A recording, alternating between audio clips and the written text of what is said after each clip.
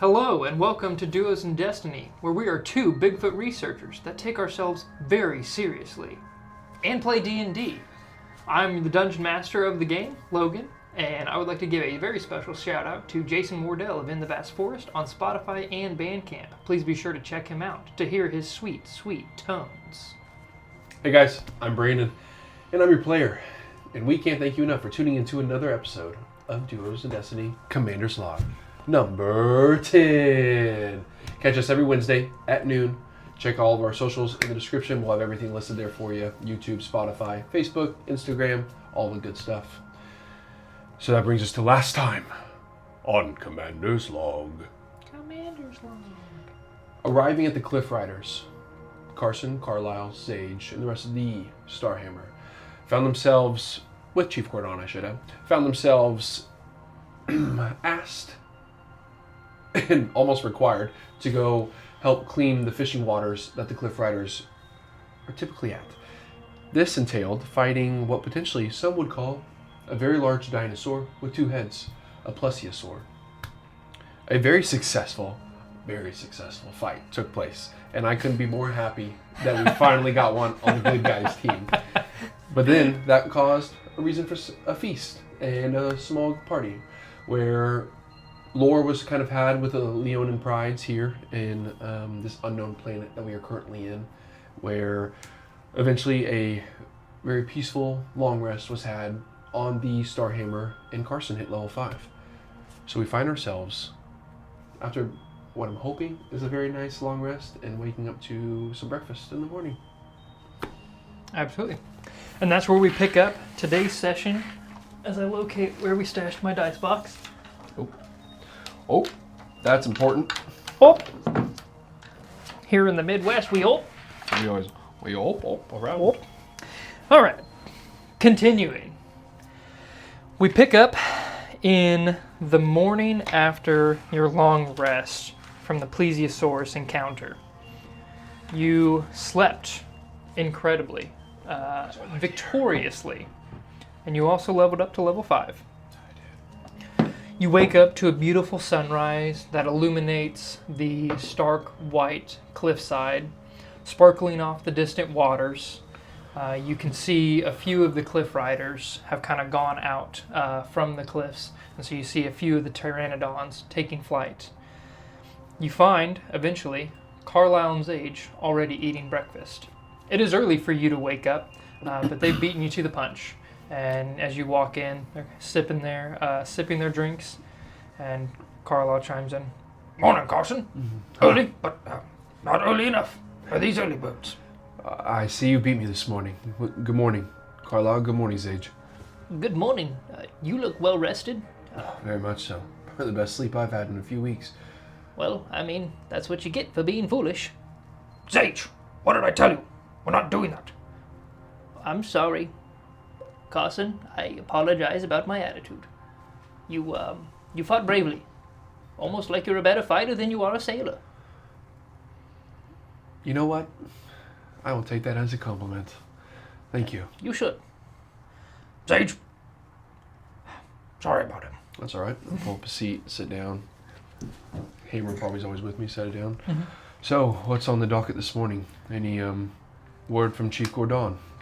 They should be arriving shortly, All right. and then I assume from there we're departing. Oh, very good. Off to find the Iron Roots, I think they call them. Yes, the Iron Root Pride clan, I think, tribe. Yeah, something. Yep. But, anyways, any news for you? No? Good. No dreams. So. Really? That's always good. I can happily report myself having no dreams either. Oh, that's great then. Honestly, it's a breath of fresh air. Absolutely. Yeah. That's great news. What's for breakfast? You see a full spread in front of you. Eggs, pteranodon eggs, plesiosaurus bacon, and freshly squeezed plesiosaurus juice, whatever that entails.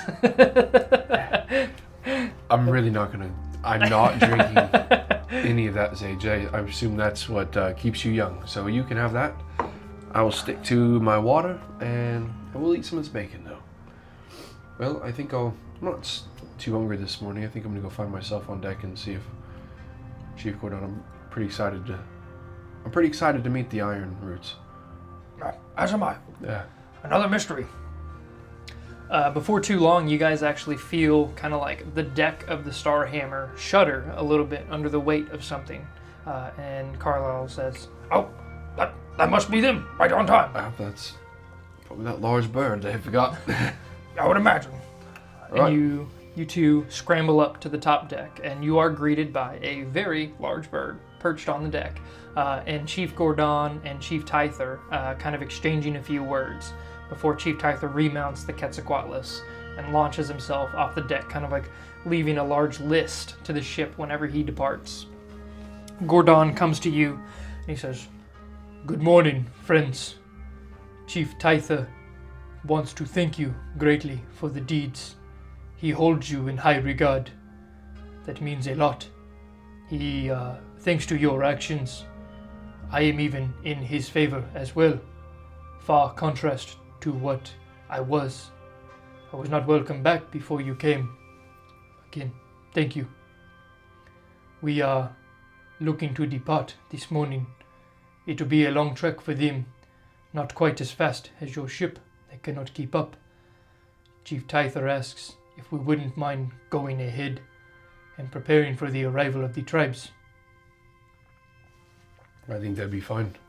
Your men still need more training, and this will help with that, I believe. Agreed. I think we can get there shortly. Sage, are you ready? Ready as I'll ever be. Then let's depart.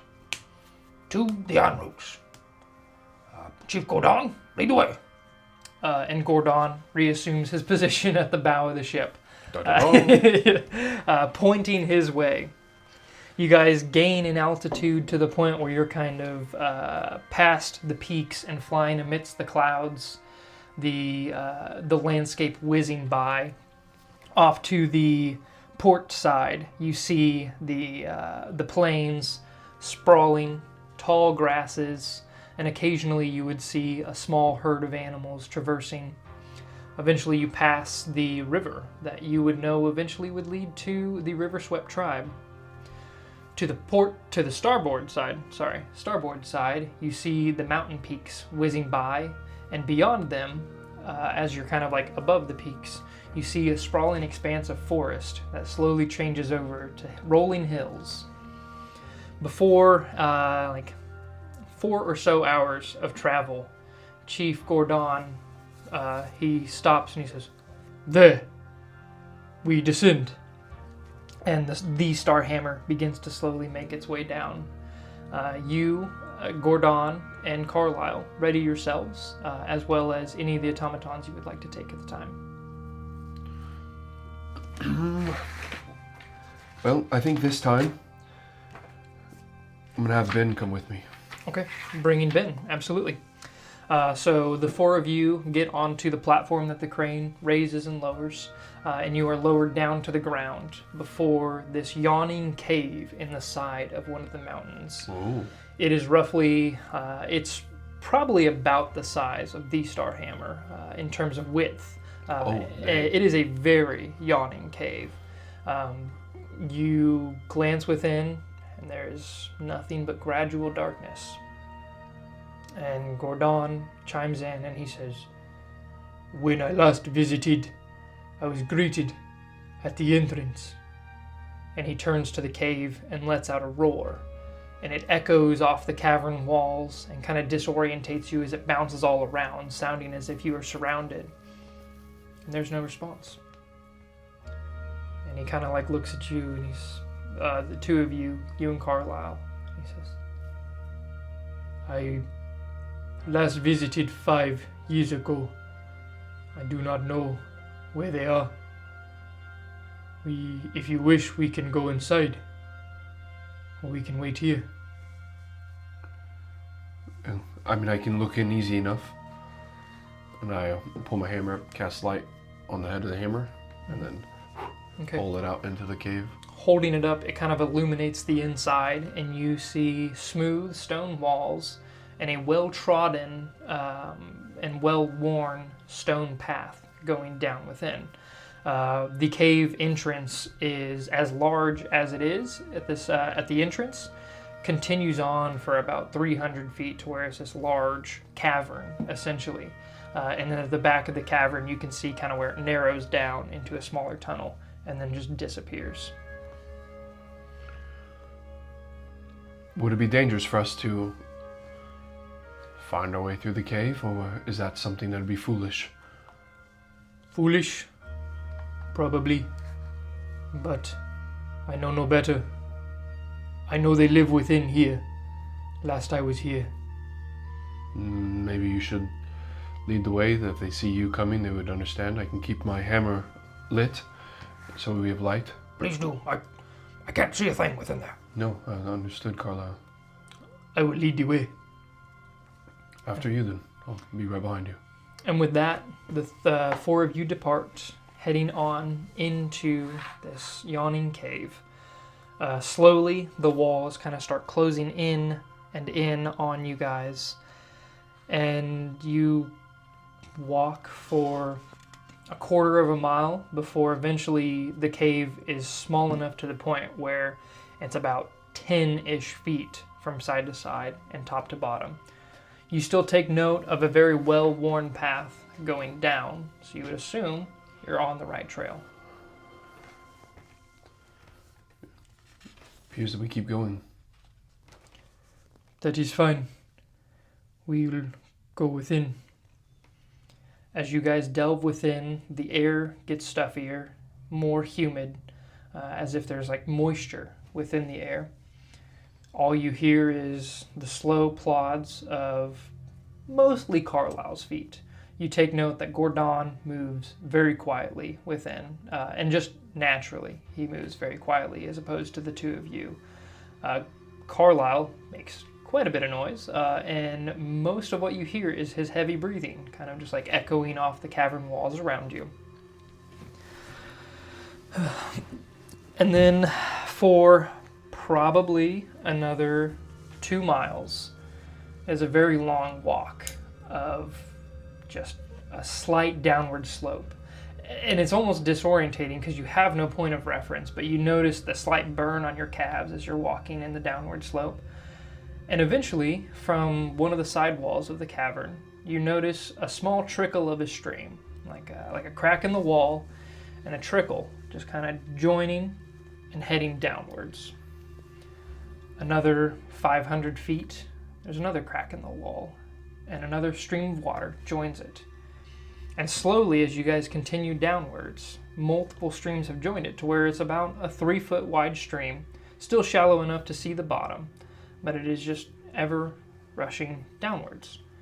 So you continue, slowly and surely, the noise of the water becomes a constant, and you get used to it until it begins to grow louder and louder.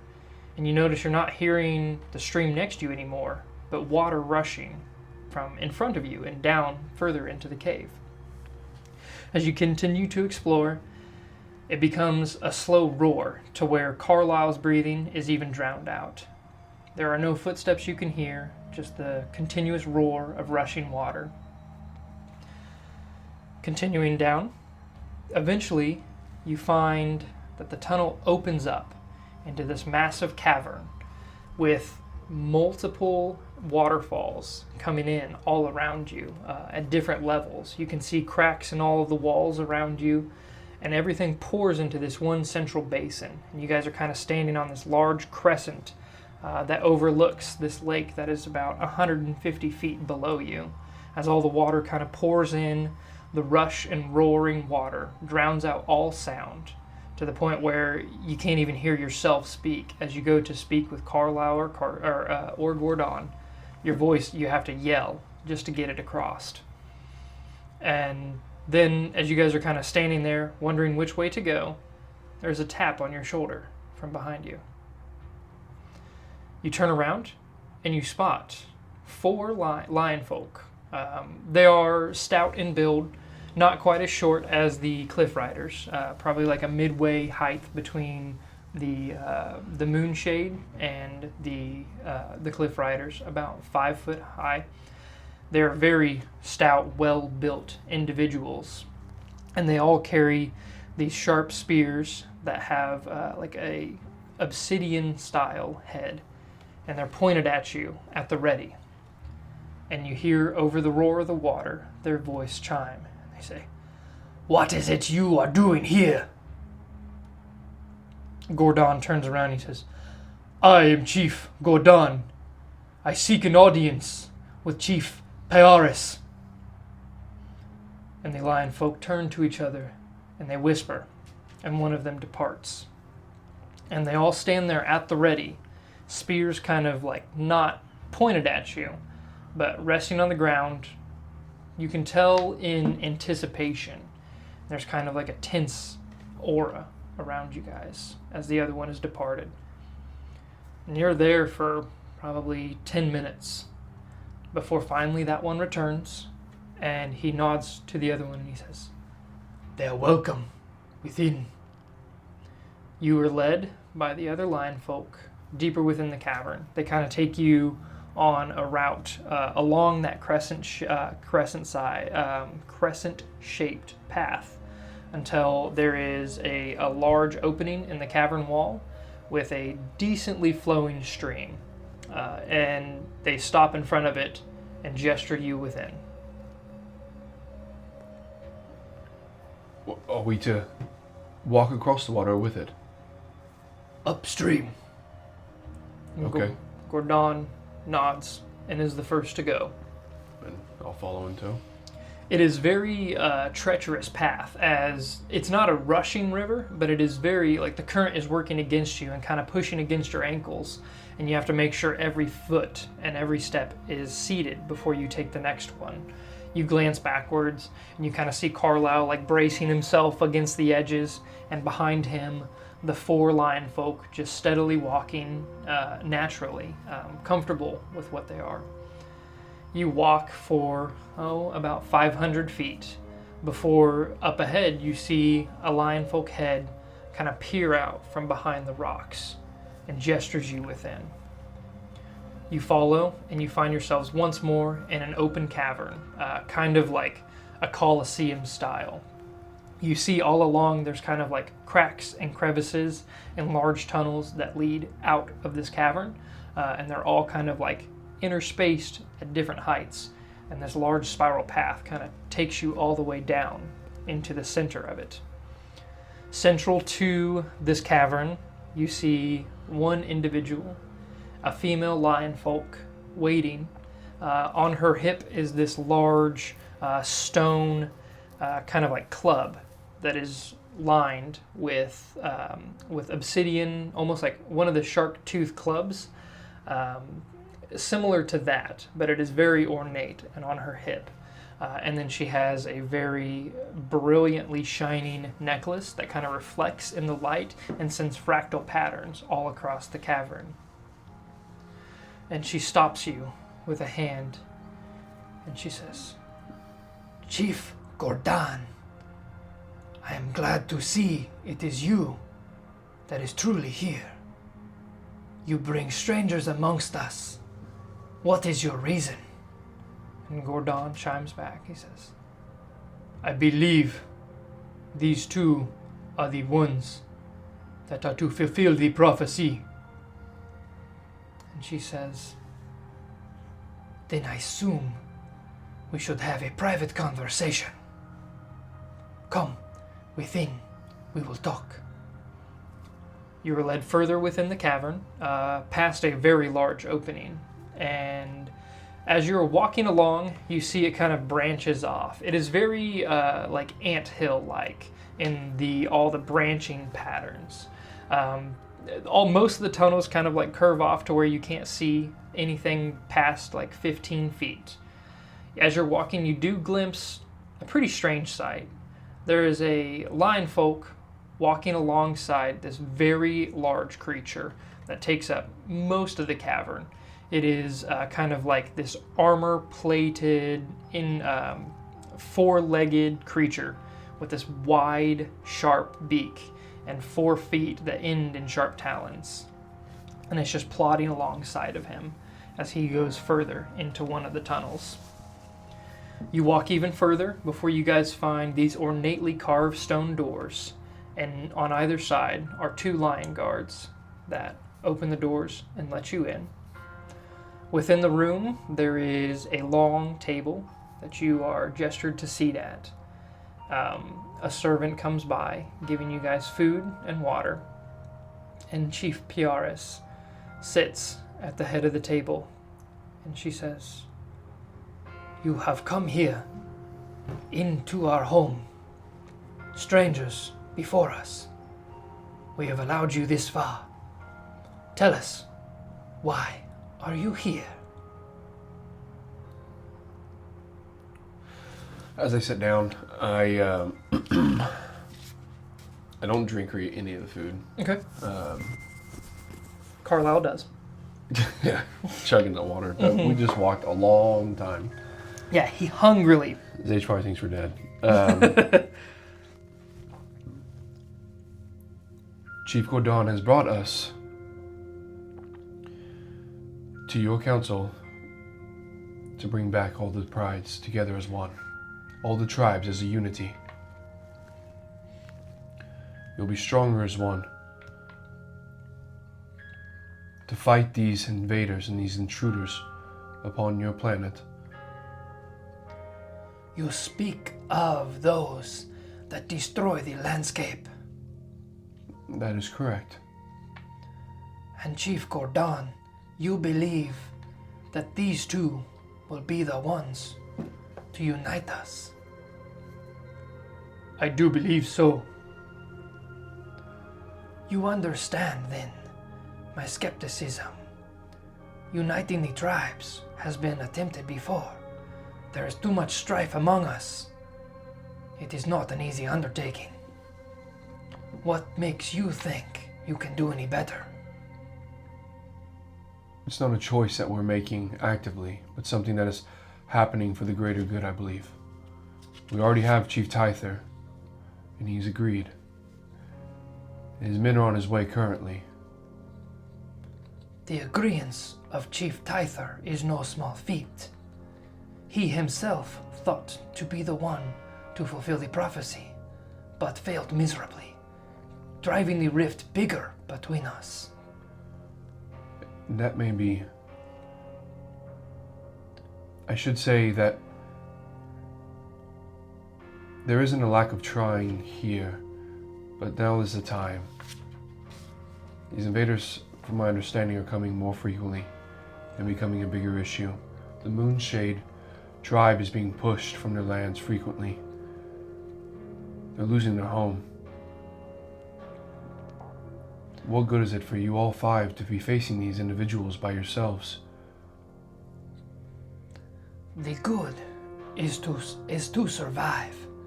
Here within the mountain, we are safe. We do not risk our people, and our heritage continues. We understand the blight has taken its toll on the other tribes, the Moonshade specifically. It is with a heavy heart I hear of this, but we cannot risk too much. We have far too much to lose. You're not wrong. You do seem quite safe here, within these rock walls. Don't you yearn for the sun? The lands that I believe you used to once roam? We do not yearn for the sun. We have found a life and safety within these mountains. That's not living. Life is a risk. Everything we do is a risk. And Chief Gordon and his people are putting their life on the line every single day, while the other tribes are doing the same thing on their own. Why not unite as one? Bring an end to these intruders. Find a peace among your people. I would like to think that be the case, but so far we have had no such luck. The 2 of you come here, strangers, and that does bring me comfort. But you, and she points to Carlisle, you are the first gift in generations. Your people are eradicated. Where have you come from? Truthfully, I do not know. I was hoping I came from here, but it seems that's not the case. So, I cannot answer your question. We come from Torvengard. We ourselves are fighting our own war, and we need allies. When we arrived, we spoke with Gordon, and he agreed that if we help him fight his war, he would return the favor. As is spoken in the prophecies, this is promising. And you, one of your kind, has not walked this place in ages. Those that do, we find pushed over the mountains from those beyond. When they come, their minds are broken. They are feral creatures, not like you. There's people like me over the mountains. Not many. They come broken and strange, not quite human-like, like yourself, beyond rescue. That is why they are pushed from the mountains. The Beyonders do not want them there, so they push them to us and the wilds that are the plains and that beyond. It is strange to find one of your kind here, sound of mind. Well, if there's anything that I am, it is strange. And it's strange that we're in this predicament. It's strange that we're sitting in this cave talking to you. It's strange that we're talking about uniting all of your people again. I would hope that to be the case. When the pointed ears came, they shattered our people, scattered us across the continent. We sought solace wherever we could, and this is our found home. We retreated here to protect what we hold dear. The pointed ears eradicated the ancient ones. One remains. The prophecy speaker, the soothsayer, Dimaga. She would be the one to determine if it is one of you that will fulfill the prophecy. Who is Dimaga? She is an ancient one of our people. All of our generations speak of her presence. I have gone before her myself to hear of the prophecy. I attempted to fulfill it, but failed. Where is she now? She is deep within these caverns. A path which, if you accept it, you must find yourself and go before her to see if you will fulfill the prophecies and unite the tribes. This is the first that we've been hearing of a prophecy in general. I do not know if I'm the one to fulfill a prophecy. We are simply just trying to do right by your people. And by doing right, you have taken the first steps. You have gathered Chief Gordon and Chief Tither. Where is Chief Tither now? He is en route upon the creatures. And- Himself? Yes. Understood. That is good news. Gordon chimes in and he says, "We also have the we also have the river-swept tribe as allies again. They have agreed to speak with the Wind-Torn, who they have developed a relationship with. Hopefully, they will meet us here as well." Everything you have done, my two newcomers, has pointed us to fulfilling this prophecy. If you are willing to take these steps, these might be the chance that we have. I'll look towards Chief Cordon, and I say, you have yet mentioned a prophecy to me, and we've spent several days together now. It is not something I have heard myself. Only that which speaks the prophecy can tell you of it. I only hear second hand from Chief Pyaris of the prophecy. Chief Tytha attempted it once and failed. It is foolhardy to speak of that which I do not know. But your arrival reminded me of it and gave me hope, much as you have with every one of your actions. The fighting of the Sirens, the taking of the ships. You bring great promise. I look towards Carlisle. Am I crazy for doing it? I think we're crazy to leave Tovengard. But crazy's our only hope right now. It's Tovengard's hope. Chief, I will go on this journey to find Dimaga.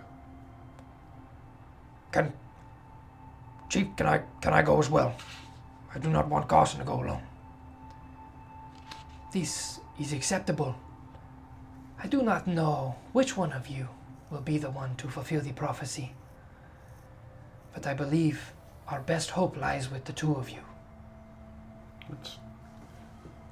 We can point you the way, but from there, the path is yours to create. Very well.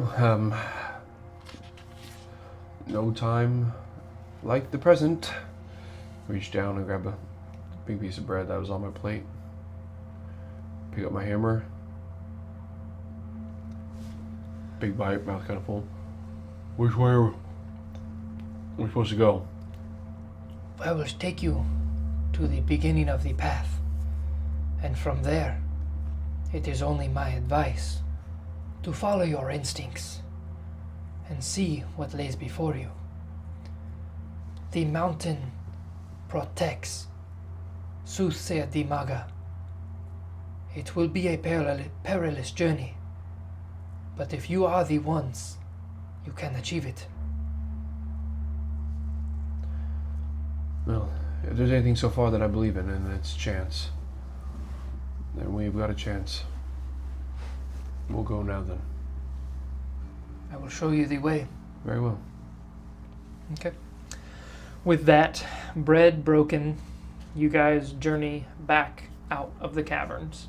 There's a lot more activity, as kind of like the skepticism of the new arrivals has brought people from not necessarily the woodworks, but the stoneworks.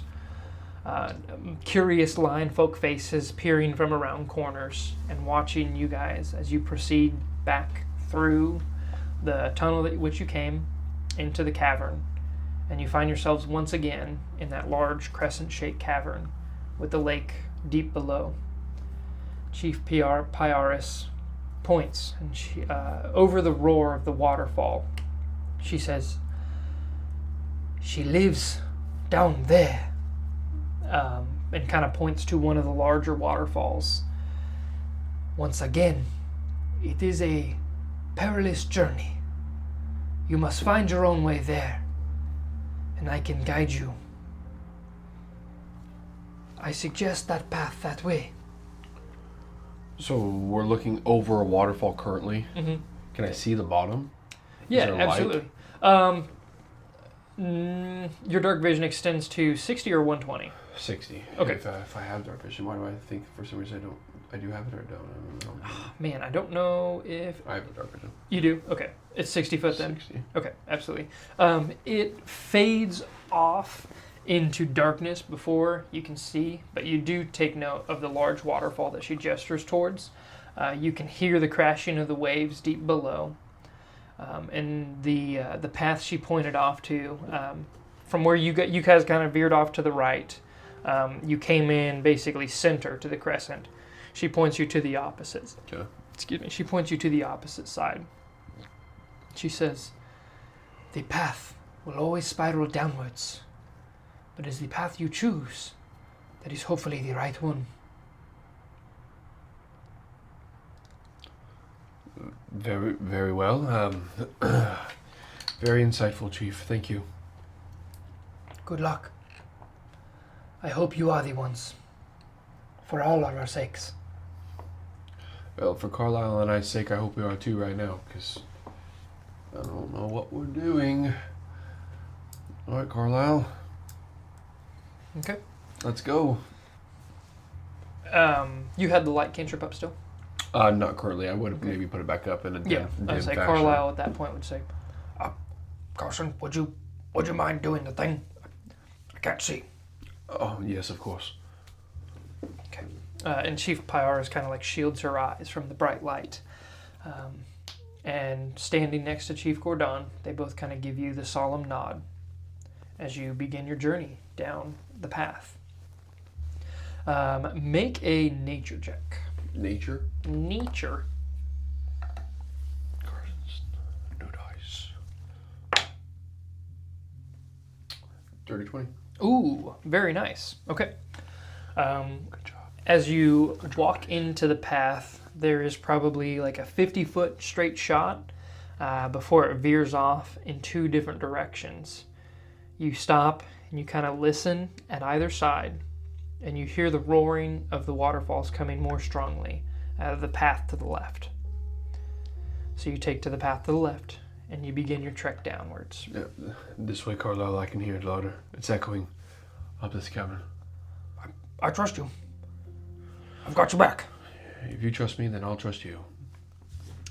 You guys also do have Ben with you as well, the automaton kind of. Oh, shoot. Okay, that's right. Honestly, I kind of half forgot about him Yeah. during most of those scenes. I'm sure he would have been a bigger curiosity to the lion folk if I had remembered, but breezing past that one.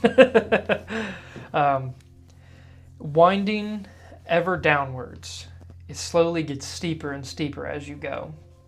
You can hear the labored breathing of Carlisle behind you, and the distant roar of the waterfalls that kind of fades in and out depending on the corners you turn.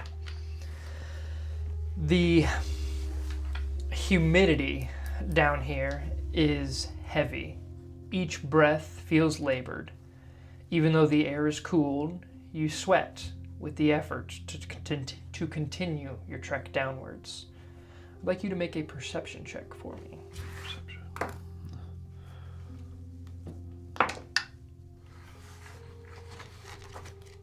New dice rolling good?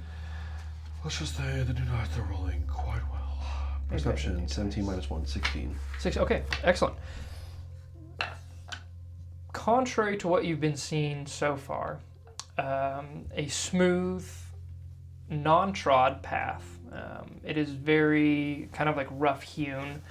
You take note of a few claw marks that kind of gouge the sides of the tunnels.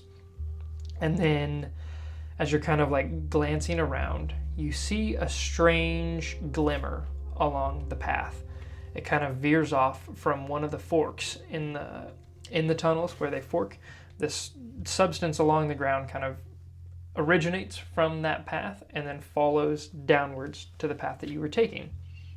It is kind of like iridescent in the light, and it glimmers. And as you kind of like reach down, it is solid and almost like a glass-like substance along the ground.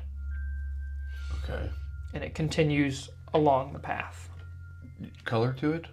Kind of like a rainbow hue, like depending on where the light Rainbow catches. hue. Okay, yeah. like a prism. Yes, absolutely. Okay. Yeah, depending on where the light catches it, it kind of just refracts and hits all sorts of different colors. Have you ever seen anything like this, Carlisle? No. Glass.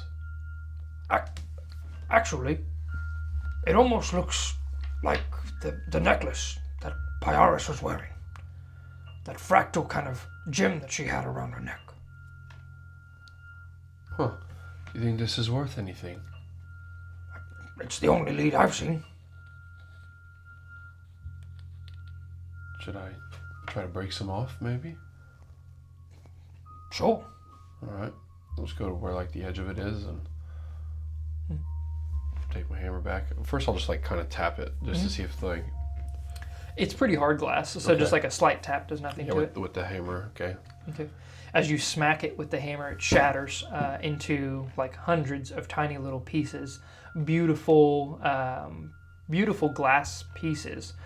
Very prismatic. When you hold them up to the light, they even shoot off like fractal patterns that glow all about the cavern. And it is very reminiscent of the necklace that Pyaris wears. Okay. Oh,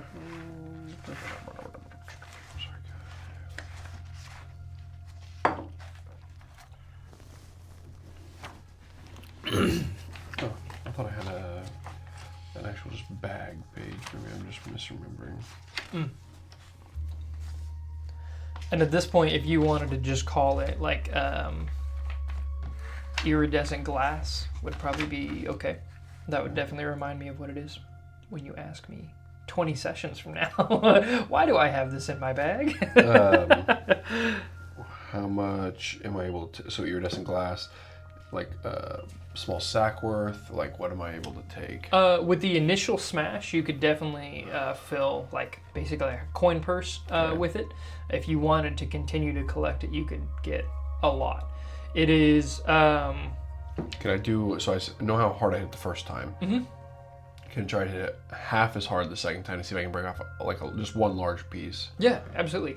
Make a dexterity check. Kind of just see how much you can finesse it. It's pretty good. All of my dex is low. Or I mean, it's +1, but it's 16. Oh, okay, absolutely. You kind of like give it like a few quick like tap, tap, pat. Just like a carefully calculated crack. And there are like several larger pieces that crack off, ranging in size from like 3 foot to about 1 foot or like 6 inches. Okay. If I can take... I'll throw in that like 6-inch piece and then that like 1 foot piece if I can, without being too obtrusive in my bag. Okay, yeah, absolutely.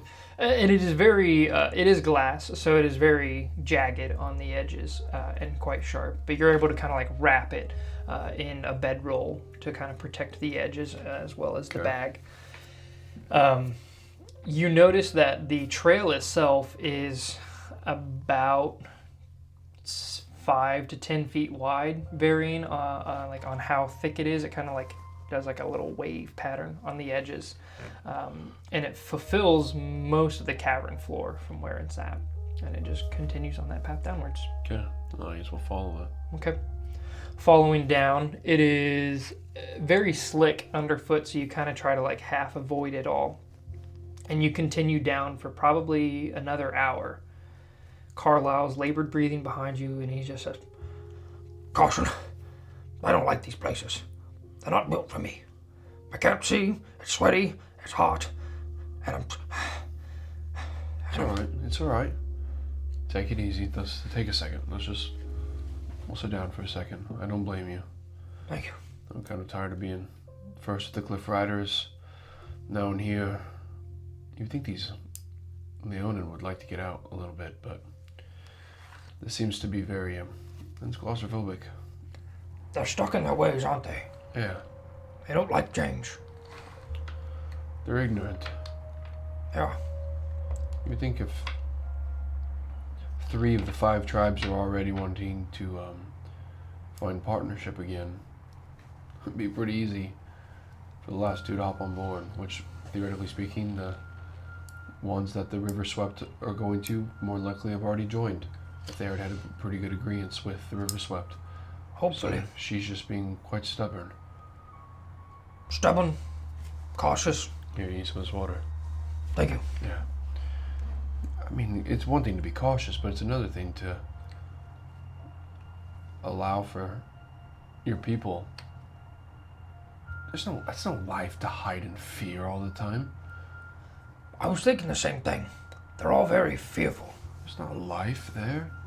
What are you living for? To survive, I suppose. It's one thing to survive, but it's a whole other thing to just wake up every morning in the hopes of not dying, of just being so afraid of going out into the real world and out back above, the ground, back to the sun, where there's wind and there's water and there's life. At least you can, be above and feel that. It just feels so fake down here. I don't know how else to say it. Well, I mean, think about where we came from. We essentially lived in a mountain as well, just a little different. By chance. Yeah, stuck there, truthfully. Yeah. But I would imagine if the people of Torvengard had space like we have here, yeah, it would be magnificent. I can't help but think of us living here. Yeah, I think a lot of the people would quite like it. Yeah. We'd really carve out a place. Yeah. Something to think about. I don't think it's out of the picture. I hope not. I hope we can make that a reality. Yeah. Well. Thanks for letting me catch our breath. Yeah. I suppose we ought to go back down. Yeah, let's keep going. All right, come on. Get up. And you guys kind of help each other up and continue on down the tunnel. It's not long before the roaring of the rush of river, or the rushing water, starts to encompass more and more of your hearing, to the point where once again Carlisle and his heavy footfalls and heavy breathing is drowned out. And you guys, anytime you speak with each other, almost have to shout at each other. Eventually, the air and even the walls begin to feel slick. Finally, the cavern winds and then opens up, and before you see a tumultuous surface of a lakefront that has several waterfalls kind of cascading into it. You creep out from the tunnel and find yourselves at the base of the lake. You're basically standing on the opposite side of the crescent that you were once on. So if the crescent was over here and the lake here, you guys are now on the opposite side, and you're looking up. Okay. It kind of just like fades off into blackness beyond your dark vision capabilities. And there is nothing but the roar of water, the crashing of waves, and a fine mist hitting you. Right. Looks like the path ends here. Are we able to walk around the water? Yeah, Okay. There is about a 15-foot path that kind of... I can go ahead and draw that out for you real quick as I'm describing it. So, along the kind of like... I would have to almost like cut it off. It'd be basically like if you guys are on that portion. So everything this way is of the water. Okay. Bow, bow, bow, bow, bow, bow, bow. Water. Over on this side here is the very large curtain waterfall. Okay. And you guys enter in along kind of like this thin pathway that heads off over in this direction. Okay. And several smaller waterfalls kind of like trickle in from above you, over here, and over here. And you, Carlisle, and Ben are standing just at the precipice of this cave opening, looking onwards. Okay. Well, that large waterfall's off to the right. We should probably make our way there. I agree. Very well. Although I can't really see much, but I trust you. Yeah, let's just be mindful, keep our hand on the wall maybe, and take slow steps. It's probably going to be pretty slick. Okay. Okay. Who's leading the way? I'll lead the way. Okay, you lead the way. Ben behind you. Carlisle behind you. Are you moving quietly, carefully? Carefully. Okay. So I don't know if that equates to quietly or not, but I'm moving very cautiously to not fall. Absolutely. I'll have you make a stealth check for all intents and purposes for the way you are moving. Or at disadvantage. You sure do. And then if you wouldn't mind rolling for Ben as well.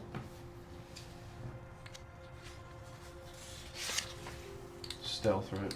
Yes, sir. I don't think I've got much in that regard. That's 6. And Ben, my guy. Ben did not roll well either. 6 on the dice for Ben. Ben has a +2 for Dex, so it's 8. 8, okay. What was your roll? 6. 6, okay. Yeah, not great. Ironically, Carlisle rolled a 17. Hey. You guys are slowly creeping along, and you finally do not hear, well, I mean, of course you cannot hear past the roaring water, but Carlisle is bolstered by your courage of leading forward. The three of you slowly walking ever forwards.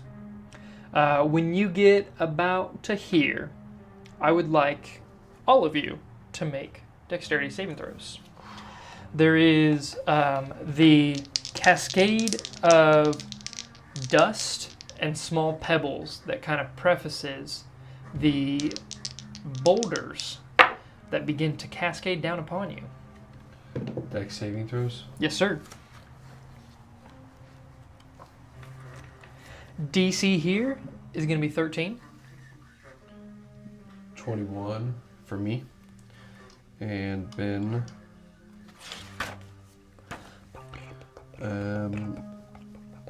Not sure if he's proficient or not in any saving throws, so we'll just do the +2. So he rolled a 17. 17, okay. Yeah. Both of you succeed. Carlisle does not, as he's kind of focusing heavily on where he places his footsteps. A boulder kind of clonks him across the shoulder, dealing 8 points of damage to Carlisle. Okay. And he kind of stumbles backwards just beneath this waterfall. You look up to the source of what it is, and you see peeling themselves away from the rock walls, these two creatures. As they unfurl their wings, more boulders start to kind of like cascade down upon you, impacting all around you. And here, I'm going to need you to roll initiative. Oh, shoot. Oh, shoot, boys. Oh, heck. Dude, the new Carson dice is going hot in the paint. Dirty 20. Dirty 20 for Carson. Right on. And then Big K. 13 for our boy, 13 for B3 in. yeah. Carlisle here rolling. That was incredible. Like, stay on top. bounce back, landed on the D6 for a total of I will be right back. 6, 9. Okay, I'll go ahead and roll initiatives on camera. Carlisle sitting at initiative 9. The two creatures from up above. I hope I said 2. Okay, creature is going to have an initiative bonus of nothing. So we put one of them at the bottom of the initiative. And we have the other one just in front of Benny Boy. Oop. A little bit higher than I thought, with an 18 on the dice.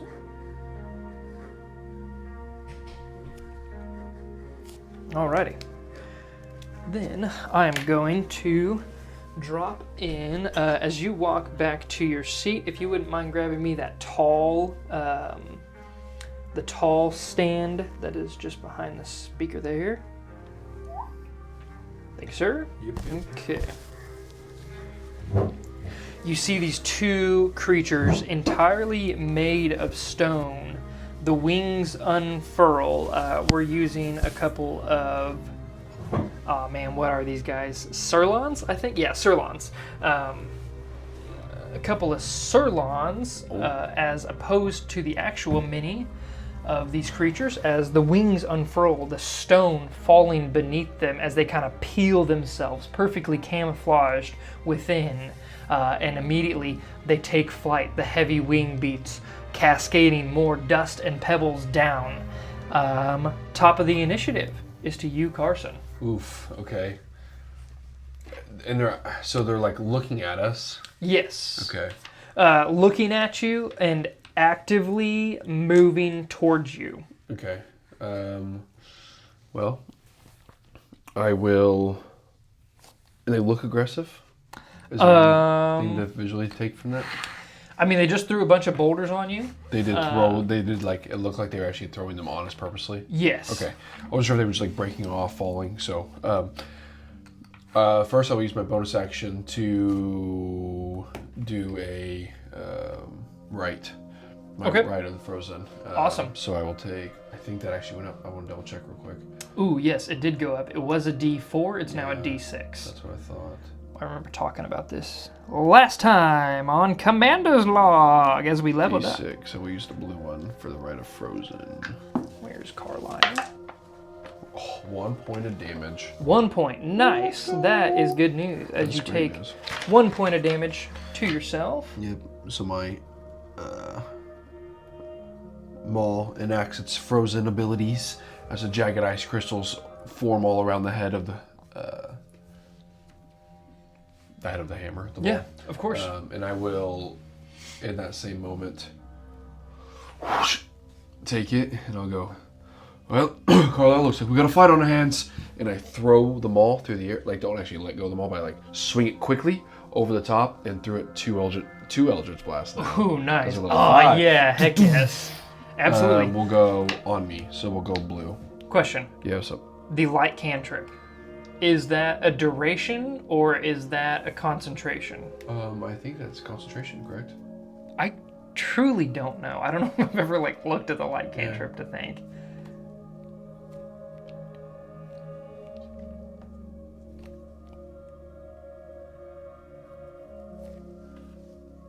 No, it's not. It's not concentration? Okay, what's the duration? Well, I would assume... Okay, awesome. So you've definitely just been kind of re-upping it as you need. Yeah. So yeah, I wouldn't be... Okay, interesting. I didn't know that. So now my hammer, now everything is like that a bluish tint. Dude, that is really cool. Ice. Yeah, Yeah. absolutely. So I will do 2 Eldritch Blast attack Okay, yeah, right on.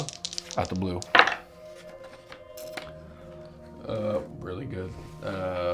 24 and 16. 24 and 16 both hit. So one hit to each of them. Is that correct? Nope, I'm going both blue. Oh, both They to both blue. just flew out of the hammer, just one after the other, yeah, followed absolutely. each You other. basically just Kinda like chuck fireworks. them. Yeah. Yeah, Come- nice. Like a Roman candle. Yeah.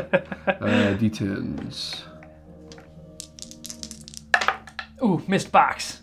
I like that stat. I know that would hurt too. Oh well, it's fine. Heck yeah. I rolled a 2 and then a 1, so 7 points total. For Force damage both of them. together. Okay, I right. Okay, I sorry. did not roll great. 7 points total to blue Don't rub it in. on the damage. That's my Okay. first missed box. Yes. Join us. One of us. One of us. Episode One of us. episode 10. I rolled my first missed box. Okay. Okay. Ending your turn. That's action. You have movement. Yeah, I'll slide over just a little bit here. Okay. Take That's a little bit of a That's space all. from you. Yep. No bonus action? I Or did. the My bonus right. action was the right, correct. Okay, awesome. Swooping down and kind of descending upon you very quickly. It drops down and you see, I'm going to swap out. It's just going to be basically, it's going to do like a flyby in a way. Okay. And come from up high, swings down low, and rakes 2 claws across your body. Sweet, sweet. As you get a close-up look of this, you see this very grotesque face carved of stone with these gnarly teeth, almost like bulldogish in appearance, large stone wings behind it, buff, big arms. You see before you 2 gargoyles Oh, sweet. that have just erupted from the stone. This one drops down and is going to take its claw attacks at you, sir. 2 claws attacks One is going to miss with a 7. The other one's going to be a 19 to hit. 19 will hit. 19 does hit. Excellent. That's going to be 2d4. 3 plus. What do you 4, think silvery 7. barbs would be inside of? I thought that was a normal spell. Maybe I'm wrong. It definitely is. It's not in the player's handbook. Really? Interesting. Really? I know that spell like the back of my hand. I know. So, if you need it, let me know. I have most of the verbiage. Okay, that was a total of 9 points of slashing damage to you. Okay. It does not provoke opportunity attacks when it flies by, so it is going to. We're going to call this a 40-foot height. Okay. This one is 10 foot, and so I'm going to replace that with a 20-foot height. So it basically encompasses its full. So 10, 20, 40. It swoops down with 40 feet and then leaves you back with 20 feet to go. Okay. Very good. Ending its turn, we come to Ben, the automaton. He doesn't have anything of damage, so he will just hang tight. Okay, just hang tight. Absolutely. Hug the wall a little bit, just try to shrink. Okay, right on.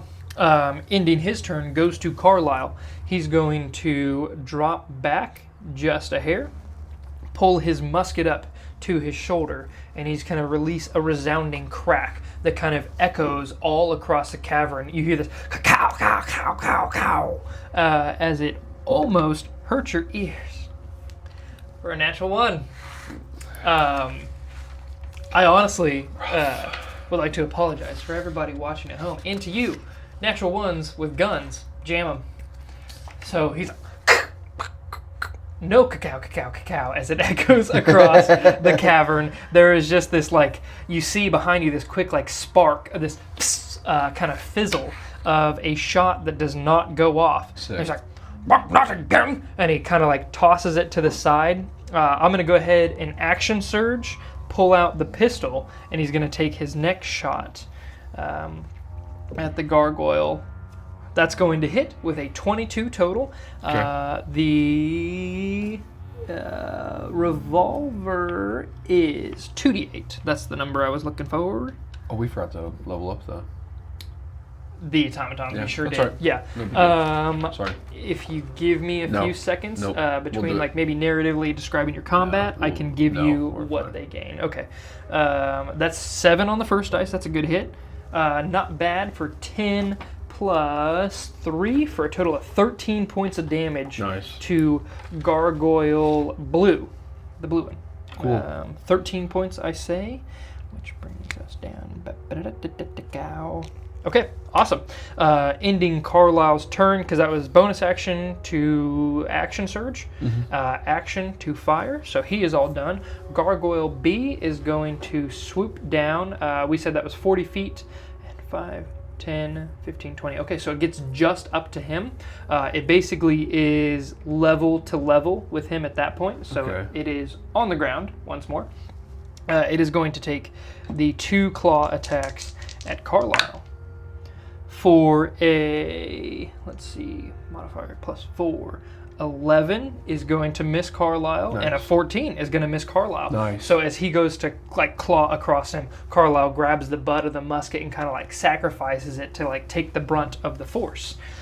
Ending Gargoyle's B's turn, back to the top of the round with you, Carson. Okay. I think my Eldritch Blast Blue was on this side, so I think them at him, right? Yes, the original Eldritch Blast went to Blue. Okay, so then as he goes down there, he's on the ground though. This one is, yes. Yep, he is. He basically like clambers to the ground, and you feel this like almost like heavy thud that you can feel through the ground next to you as this massive creature lands. 5, 10, 15, 20, 25. I come up to it through the water. Okay. And I'm doing a little with the maul. Bounced off in my hand. Oh no. Oh, that thing really. These polygon's bounce so much more in your hand than metal dice. Yeah. kind of more fun to roll sometimes, though. 12 and 14, so that is a dirty 20 and 18. Nice. Okay, both hit. This is going to be juicy. We're going to roll this for the people to see. For the people at home. I get a d6 now for my right, so yeah. triple d6s for my damage. Heck yes. That'll be nice. So first one's pretty average here. Yeah. So we've got 9 plus 3, so 12 points of damage. So Ooh, yeah. sprint forward, and as he's in, I just rear back on the right side, crack straight into that left wing of his, just trying to break the stone. Yeah, you know? of course. So 12 Parts points of the damage. ice kind of like flake off, it's cascading these like light particles with it. They almost like encapsulate the light that was all over the hammer and pull with it. And so these like small little like glass shards just illuminate across the floor before dissipating and melting. Nice. Okay. 12 points of damage though. 12 Or 15, points of damage. 15 on that one. So Nice. I was gonna say I thought you 27, rolled a little higher. Yeah. Okay, awesome. Heck yeah. You can see like portions of the stone begin to crumble off of it, and there's kind of like large cavities that are beginning to form in the wings from your impacts. That was action and movement. Yep. Saving bonus action. So Saving the bonus action. Okay, excellent. We are... not physically saving the bonus action, but it's just not active. Oh, right. Okay, yeah. So. Gargoyle Red is going to turn around. This one I said was 20 feet. Yes, 20. 5, 10, 15, 20, 25, 30. Nice. Just up to you. This one kind of swoops down, landing behind you. You feel this like thud thud before 2 claws rake across your back. Hold on, don't say anything yet. I'm not saying anything, but I'm whispering Uses feature into after the feature. microphone Roll it as before an it is. ASMR channel of D&D. I don't know what I'm supposed to be whispering. I'm going to spin at it, and my eyes. Oh. Not spit, spin. Oh, okay. I was just saying, that's a bold choice, hey man. Hatui, get off of here. Hatui. No, I spin, look towards him, and I go, you will leave me alone. And my eyes like flare for a second, and Nice. Blood almost like pops in my eyes. Yeah. And the grayish that is my eyes attacks his, and then as he sees his eyes flare into this grayish color as I do, Blood Curse of the Eyeless. Ooh. And I'm going to use my reaction to roll d6 and subtract the result from the creature's attack roll. Nice. Okay. Is that one attack roll or all attack rolls? If you amplify this curse to all the creature's attacks until the end of its turn, rolling separately for each attack. So I will amplify, and when I amplify, I take damage. Okay. Yeah, absolutely.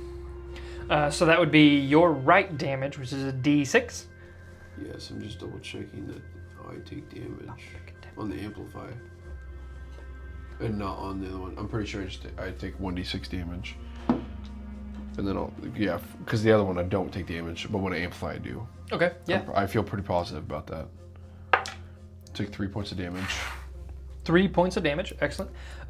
Amplified, you now get to subtract a d6. Okay. The first roll is an 8. Oh, dang. Yeah. That's all right, 3. So it's a 5. Nice. Totally Okay. misses. Misses Yeah. even worse. I would like to point out, as you do the Curse of the Eyeless, the stone eyes within the eye sockets of the gargoyle kind of crumble to dust, leaving just empty sockets. The second one is a 17. That's my DC. Nice. Do that worth it. 2. Heck yeah. Yeah, so okay. 15, Yeah, nice. absolutely. Saving you from the bit of damage there as it rakes across you, missing wildly, just swinging across over your head, and you're just ducking deftly. Ending his turn entirely, coming to B3N. If he has anything he would like to contribute. He doesn't have anything to do. It would know gaining the. He knows simple weapons, so he pulls out a dagger. Okay, And yeah, he's just gonna stab it into the leg here. absolutely. I was gonna say at the level up, it would have gained the Dissonant Whispers spell. That's all right. We'll do it so we can actually. Okay. No problem. No problemo.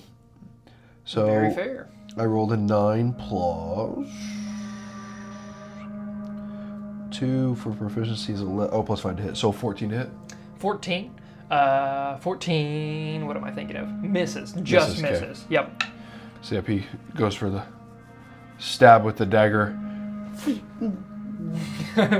Backs up again against the wall. Of course. Okay.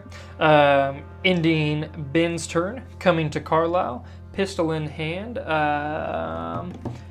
Pistol would actually be at disadvantage up close. So he kind of like tucks it to one pocket, pulling out the rapier, and is going to take a couple of slashes. Not a couple, just one. Interesting.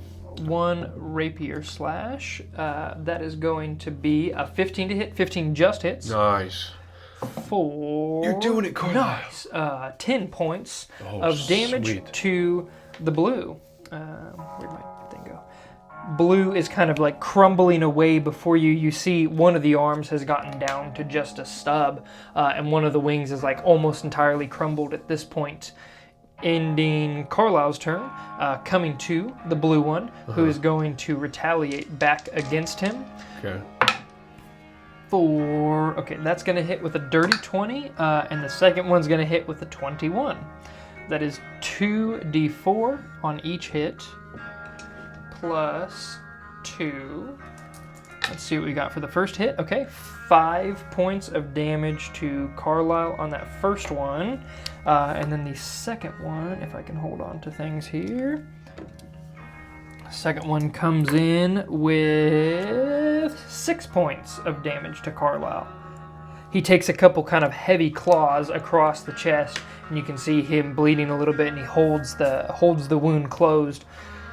He's like, "Carson, I need some distance. I'm better at range." Taking us to your turn, Carson.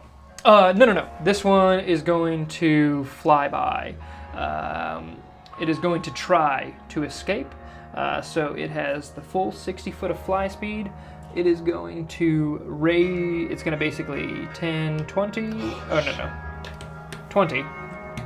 And then zooms up to a height of 60 feet. So it's kind of like straight up.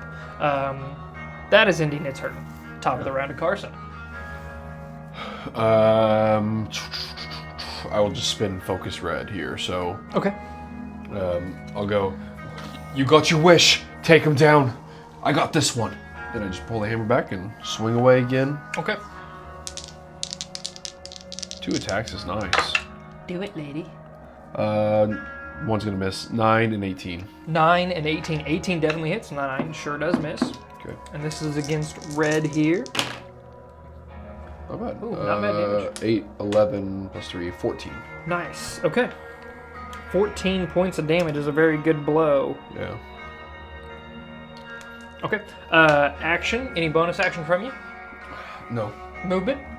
No, because I want to keep him away from. I'll just do my best to stay in his way of Carlisle. Of course. Okay.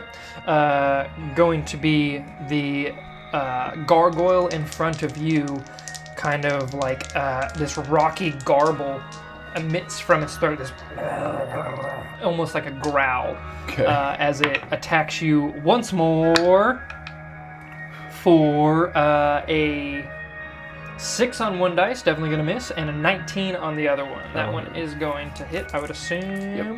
Look out. Good damage on my part for 9 points of slashing damage. It kind of just guts you, reminding you of the horrible wound suffered from the Suran aboard the ship. Yikes. Okay. Ending that gargoyle's turn, it is also going to attempt to flee. 5, 10, 15, 20, 25, 30, 35, 40, 20 feet up. Okay. Sorry, I was waiting on you, and then I realized it's me. It is Carlisle's turn, and he says, "Which one?" What do you mean, which one? Got it! And he just goes ahead and fires on the blue one, who is looking rougher. It kind of is like leaving a stony wake behind it. shooting the revolver at it for a terrible shot. A total of 10 is going to miss. Dang it. The resounding crack echoes across the cavern, and he's like, I didn't quite get him! And he's going to take off this way about 15 feet to just get a little bit of distance between you guys. Ending Carlisle's turn, we go to the blue gargoyle. Blue gargoyle is going to come right back down to him. That was 40 feet. 40. 5, 10. Okay, so it has 10 more feet of movement after this as it attacks Carlisle with 2 slashes. 17 is going to hit, and a 23 is going to hit. Dang. Okay. If I can pick up D4s. That is 8 points of damage to Carlisle on the first hit. Okay. And second hit is a hefty blow as it kind of racks its claws across his chest, and he stumbles and falls to the ground. Ending this one's turn as it takes flight to you. It's just going to go 10 feet up in the exact spot it was. Okay. So leaving Carlisle behind and kind of like flapping and raising up on the ground and looking down upon you. We go back to the top of the round with you, Carson. Did I not get up one with Ben? Did we skip it? Yeah. Dang. Okay. No, absolutely. He would have a turn. It's all right. We'll just do it on this one. Okay. I apologize. No problem. So if it's 10 feet in the air, is that 10 feet below his feet? I would say so. Yes. Okay.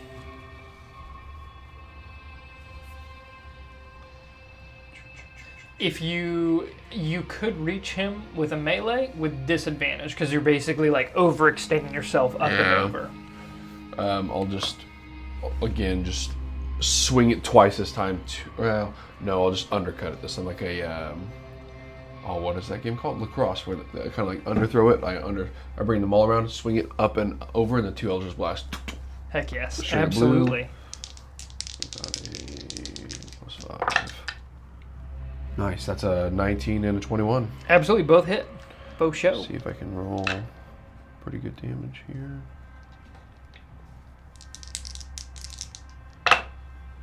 10 and 9, 19. Ooh, heck I would yes. say that's pretty good the damage. Plus your modifier? No. Oh, there's no modifier on that one? No. Oh, that's right. It is Eldritch Blast. 19 points of damage. Okay, this thing holding on for dear life. You can see like large portions of it crumbling away. I am going to give it half speed of movement as almost all of it is just kind of like deteriorating. Okay. It just has like almost like the framework of its wings left behind. Come down here. I think you have movement if you'd like it in bonus action. Oh, a bonus action I could get. I can do my... No, is that a full action to do it? It is. Oh, you're talking the healing? Hands. Yeah. Yep. So I'll try to... goodness gravy. Yep, I'll just get in the way right there. I'll back up a little bit. Okay, But awesome. Ending your turn, the red gargoyle is going to start swooping back around 20 feet up, so it's going to drop 20 feet. That's 5, 25, 30, 35, 40, 45, 50, 55, 60. Okay, so Dang. getting just to you, it is going to take dang it. the 2 attacks of the slash, natural 20, Okay. and a 18. That hits. Okay. Silvery Barb's natural 20. So, you got me. Silvery Barb Do also. I still count that? Yeah. I don't, right? No, you wouldn't mark it down. Absolutely not, because I have to re-roll that. Oh golly, I dropped it. Part of Silvery Barbs, the secondary portion of it is you give advantage to any one of your allies on next attack. Carson. I wonder. Okay. Judge that. Cocked? Not cocked? I would say like that looks like it's top there. I mean, yeah, you can go 11. That's fine. Okay. It definitely falls towards 11. 11 is going to be a total of 15 to hit. Misses. Okay, so the first one with a 19 does hit. No longer, or it is actually an 18, sorry. That is 2, 3, 5, 7 points of slashing damage to you as it claws into you. This was the red's turn. That was its full movement. Full 60. Yep. Absolutely. Ending its turn, coming to Ben's, who we totally forgot last time. How many spell slots do these guys have again? The spell slots of the Bard version of the Sidekick rules at 3rd level. Let me get back to that. Oh, come on, you. It should have 2 spell slots. 2? Correct. Cantrips known, spell slots, 3rd level. Oh, 3 first level spells. I'm sorry. Okay. Well, he looks left, and he just holds one hand out, and just this, probably like a grayish energy shoots from his hand. Healing word to. Okay. Yeah. Absolutely. Carlisle. So I assume it's just a level 1, 4 on the dice plus. Ooh, nice. Healing word is wisdom. Wisdom modifier. Well, no, it'd be your charisma modifier. Oh, spellcast modifier, right? Yeah, so plus 3. 7 points of healing nice, back. Absolutely. Okay, awesome. The wordless healing word released from Ben pops Carlisle back up, and he kind of takes a deep breath in. Thank you. I'll thank Sage for you. Staying where he's at, I guess that would be... Yeah, there's no reason for him to move. Okay, he's cool. chilling. He's chilling, absolutely. Yeah, he's kind of tucked in a pocket. He's not getting attacked. Yeah. So. Carlisle with the gargoyle looming above him is just going to pull the pistol and just take a shot. I think, did we discover he has disadvantage if he's on his back? Or no, what did we do? I don't know what that decision was, because we came across this once already. Yeah, man, we did make a ruling at the time. And you looked it up, and we specifically found that if you're prone, you have disadvantage on ranged attacks. On ranged attacks. Yep. Which doesn't make a heck of a lot of sense for pistols and firearms. Pistols specifically. It's not like a bow. Yeah. I'll say you're not pulling anything, but yeah. Disadvantage regardless. The lower was a 15. So a 15 does hit. Nice. With a because he looks rough too, doesn't he? He looks very rough, yeah. Kind of like staggering where it's at. 4, 2d8, 5 plus, where's the modifier? 3, 8 points of damage, completely crumpling. Nice. He hits kind of like critical mass of the gargoyle. Oh yeah, thank you, sorry. Hits critical mass of the gargoyle, causing it to crumple and just rain stones down upon him. Knocks him back out. Yeah, no, it's more Right like true crumbles as it just kind of cascading down. Nice shot, Carlisle's going to... Thanks. Couldn't have done it without the 2 of you. He's going to stand back up and take about like 10 feet away before turning back around to face down you guys. Ending that one's initiative. Back to the top of the round with you, Carson. Okay. I just ready the maul and I go to work. Okay, absolutely. In that same motion where he swung at me, I went to try to block that last attack. So I take the maul, like both my hands are downward facing, and I just pull it back and I swing it as hard as I can into like a stomach, and then I let go of it in the air, catch it with my hands, and then flip it, and then just draw it across the face. Heck yes. Not great. 12 and then a 19. You do have advantage from So that was silver got that on bars. the first Yep, one? 19 So on the 19. first one. Definitely hits. Nice. Worse, 10. Okay, So awesome. I still get one hit Yep, there. absolutely. One hit. It is so nice having 2 attacks. Level 5 is so nice to be able to like not just power. be shafted. Yeah, if you you're like, just oh miss. dang, I missed. I guess I'm done. Let's get some damage. Yeah, 6 plus 11 plus 3 again, 14. I'm Awesome, staying pretty okay. consistent at Yeah, that 14. absolutely. Alrighty, excellent. That is 2 attacks, bonus action movement from you. No, I'm just gonna stay engaged. And Okay. bonus action, nothing. Okay, excellent. Yeah. Ending your turn comes to the gargoyle standing in front of you. It just lets out this garbly roar and is going to take the 2 attacks at you. First one is a 17. Just hits. The second one is an 8. Nice. Okay. So let me find the other D4 hiding in the corner. Why are D4s so hard to pick up? Nice, missed box. We all know what that is, folks. Bounced right out of there. Put that down in Commander's log. Total of 7 points of slashing damage to you. And then it is going to fly back away. It is just going to, it's going to go up and kind of towards Carlisle. So 5, 10, 15, 20. Do I get a reaction or do I? It's the flyby, so it does not. With the, it's flyby specifically does not give you opportunity attacks. When Okay. It flies out. Yep. I didn't know if they had to fly by. Since he was stagnant in front of me leaving, I didn't know.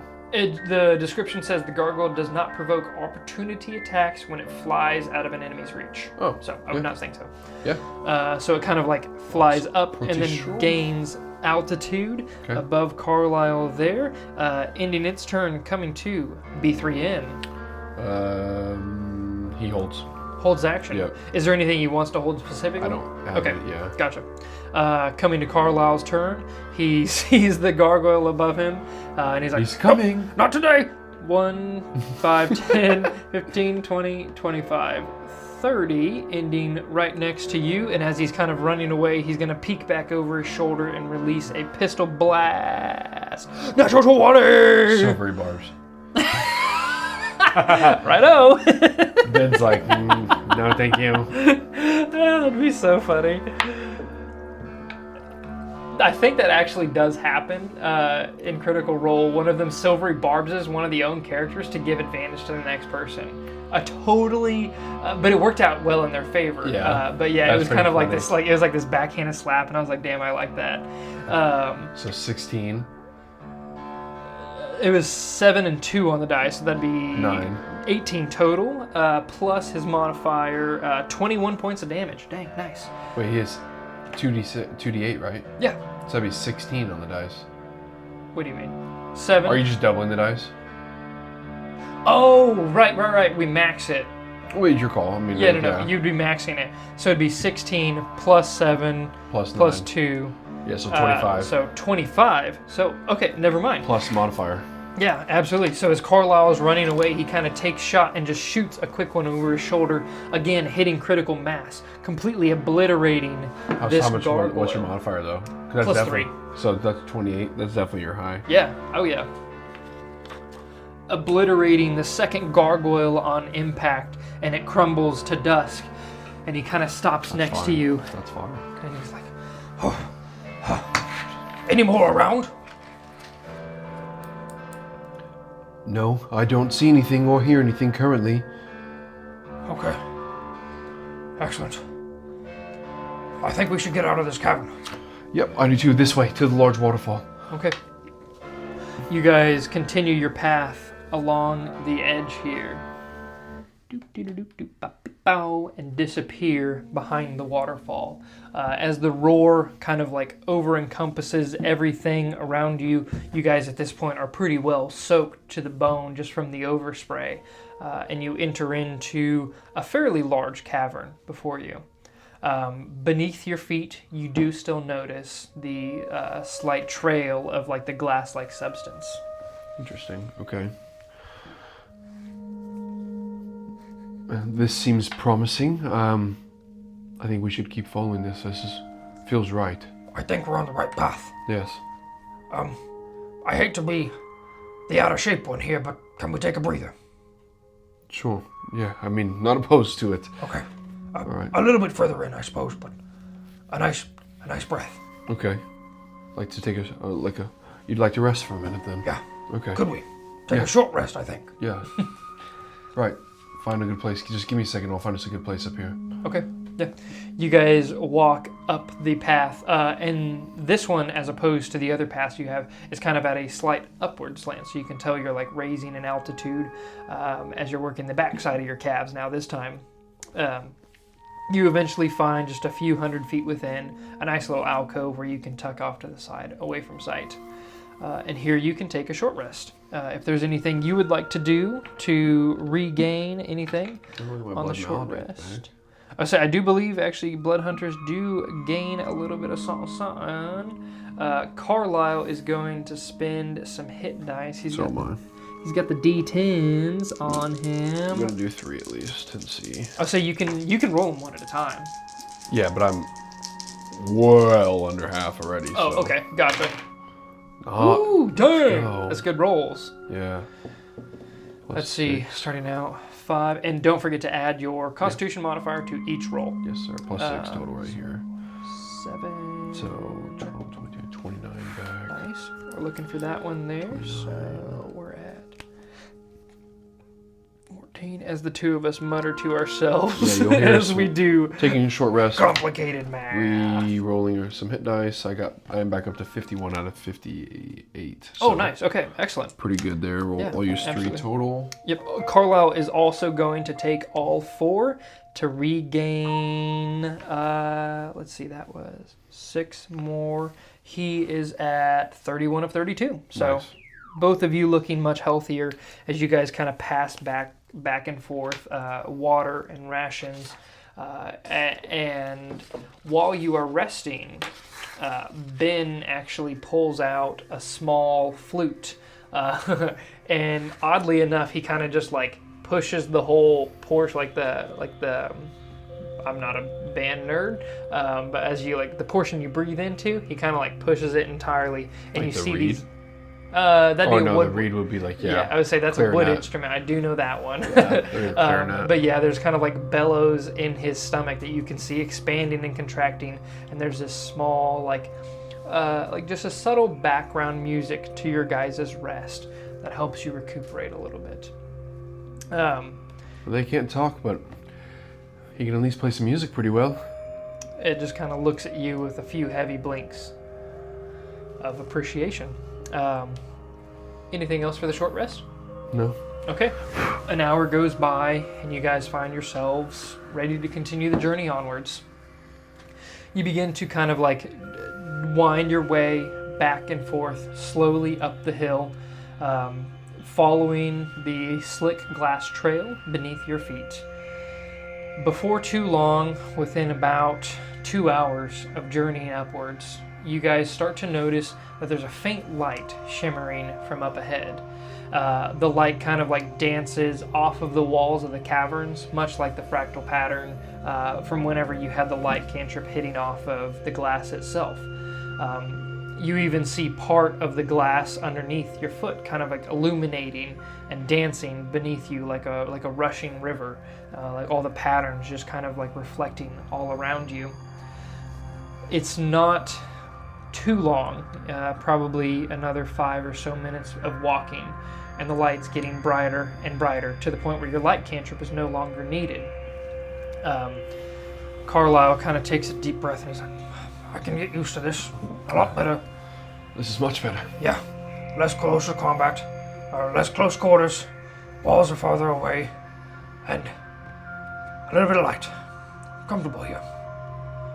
You guys continue forward, and it's probably another 10 minutes before the light is kind of like dazzling before you. I would like you to make a Constitution saving throw, both you and Carlisle. Constitution saving throw. Yes, from the dazzling light.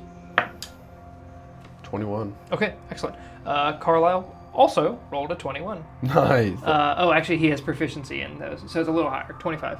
But no, 22. Sorry. Somewhere around there. I have no idea what. Anyways, so yeah, both of you kind of like wipe your eyes from the thing, and he's like, it's almost like mesmerizing, but yeah, somewhat, isn't hard, it? Hard to focus. At about this time, all the light suddenly cuts out, as if something has barred the path before you. Light immediately back onto my maul. Okay, make a perception check. Perception, huh? Nope. It's blinding in here. 1. Okay. Not natural, but 1. Above you, like you're kind of like trying to glance up the tunnel, kind of shielding portions of your maul to kind of like focus the light upwards, and the only thing you see is just darkness in front of you. Strange. Maybe she's nervous. I don't like that. Me neither. I was just getting comfortable. Alright, I'll lead the way. Okay, Just stay about 5-10 paces behind me just in case. of course. I'm gonna quickly erase what's No, in you don't front have of to. us. It's okay. While Logan erases this board of this previous fight, just remember, this beautiful music is brought to you by Jason Wardell. You can find his music on Spotify, In the Vast Forest. Thank you And it for the is plug. quite amazing. We are going to Use it in your home game. Start. Spotify playlist pretty easy to use, pretty nice to play, and it sounds amazing. Okay. Wow. Feels like I'm really there. Just kind of shade this portion up here as kind of like where your vision cuts off from Okay. where you are looking up. Feels like the 4th of July. 30, 40. Wow, I could really use a hot dog. Wow. I'm taking the dog. I'm taking the dog. Someone listen to me so well. You, curiously to you, your vision kind of like where it like slowly like peters out past where you can see. Instead, it almost looks like you're looking at a wall before you. It's curious to me. My vision, it's not necessarily petering out, but it looks like I'm looking at a wall, Carlisle. Well described. What's the wall look like? Like a wall made of glass. Really? Made of glass? You know, the same prism stuff that we've been walking on and kind of broke up earlier. It's all to be the same things. Should we? I think it's okay to approach or I can shoot it. Yeah, let me approach. Okay. I've got your back. Okay, just wait. Just wait. Okay. He's gonna kind of come up right to that bend and just kind of like I would give him half cover from anything line of sight that way. Okay. As you slowly approach, I would like you to make an investigation check. Where's Ben in this situation? We're staying close to Carlisle. Okay. Boink. Staying near.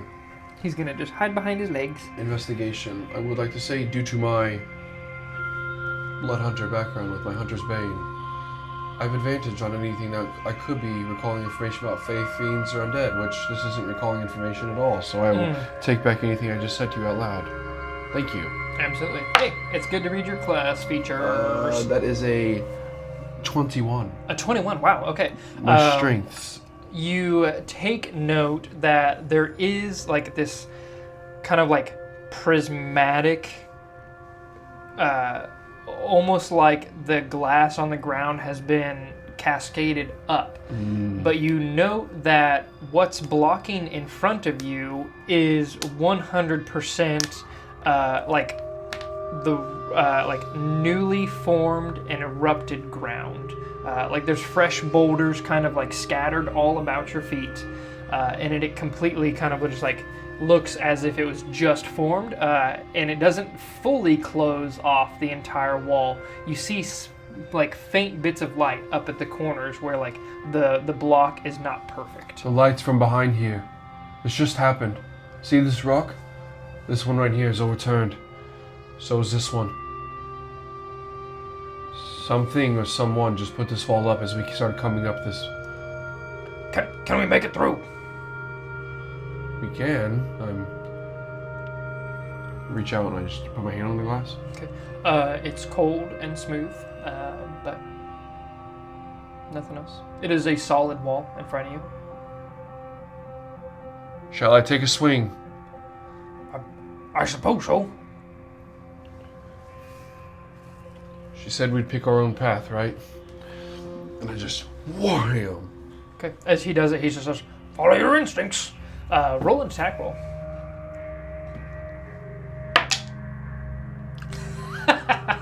That could have been bad. That's 13. not a natural one? No, it hit Dang it literally hit the one, and I never seen the dice roll so slowly back away from it. But 13. Okay. A 13. You impact the wall, but it almost like jars your hands. It's like an overstrike on a sledgehammer where it's just like, ah, and you almost like let go of your maul in the moment. Oh, that was my fault. Anything? One more time. Wham. Okay, roll to attack. 15. 15 total. Once again, a solid wall, completely impenetrable to your strikes. Just All right, now I'm starting to get somewhat upset. I can see the light ahead of me. 2 more strikes. okay. Double tens. 16. 16. You Yes. just scoof, and absolutely nothing's happening. Not even the glass has completely shattered off and is kind of like scattered about your feet, but the rock is not moving. 2 more times. I'm just now like, the sweat's starting to come out. Yeah. Now I'm angry. Okay. I'm still angry because that's a 12 and a 16. You're just overexerting yourself. Same exact location, you know, like every time. Every time, yep. And Carlisle at this point kind of approaches and he's like, Carson, slow down. It's okay. We'll get through this. What is this? We have to think. Why is our path blocked? Why is it blocked? What do you mean? I mean, we were doing just fine, right? And now all of a sudden, not. But we should be able to break this down. It's in our way. She said, feel our instincts, we'll choose the right path. This wasn't here before, I can tell that. This seems to be, we need to knock this wall down. Knock the wall down. I kind of have an idea. 1 second. Think I should just turn off this light? I don't like that. But, I turned it off. Carson! Carson! Put my hand up. gone. The wall's gone? Yeah. Turn it back on. Back up. I walk real close, like between me and Carlisle. Wait, but when the wall was gone, was there still no light? Oh, okay, yeah. When you turned it off is when it begins to kind of like shimmer beyond. Like it's slow at first. You kind of see like it start to dance at the edges. Yes. And then slowly kind of like start to fill more and more of the cavern. Looks like I let my anger get the best of me. Whenever it does fill the cavern, I will have you make a Constitution saving throw. No.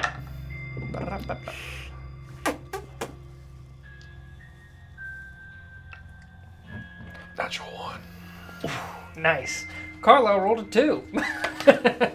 Sick.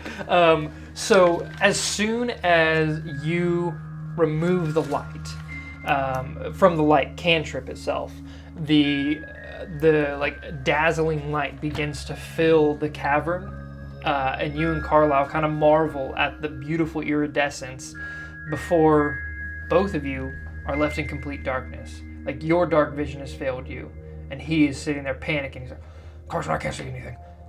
What's going on around us? Carson, where are you? I can't see anything either. Okay, I'm gonna follow your voice.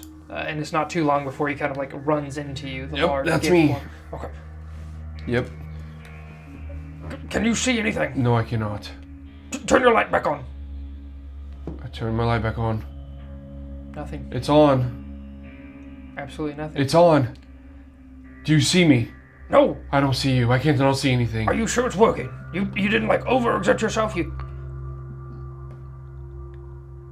Carla, what's going on? I don't know. I don't like this. Is your light still on? Yes, I haven't turned it off. I can't believe I'm saying this. Turn it back off. Okay, done. Is the wall there?